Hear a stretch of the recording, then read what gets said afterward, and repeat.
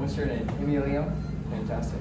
And what do you do here, and what are you in relation? I'm the owner-operator at the Bloomfield Hills location, and we serve up Mediterranean food in a quick serve setting. Fantastic. And how long have you been here working? At this location, 3 years, with the company for 15. Awesome. And what do you enjoy about working with Tito?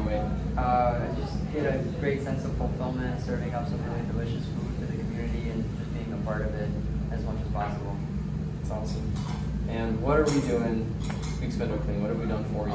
Squeaks window cleaning, they help out tremendously with just keeping the windows clean, coming at the appropriate time when we're not super busy. And if it happens to be busy, you guys are always out of the way and courteous of the business that's happening around you, and we can't appreciate that anymore. How is it helpful for you as an owner-operator to have someone clean your windows for you?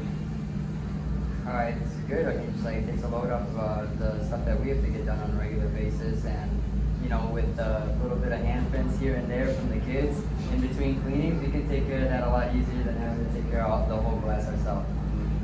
And do you enjoy cleaning the windows? Not particularly. Great. Awesome.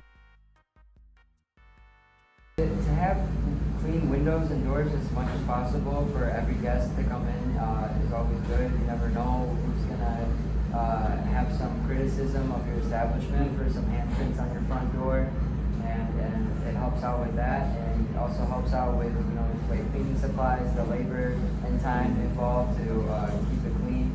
And like I said, if we just have to tidy up and do spot cleaning here and there, it's much better than cleaning the whole 10-foot window on a daily basis.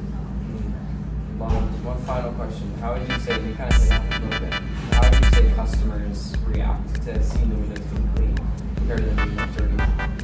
It's the first thing they see as they're walking up to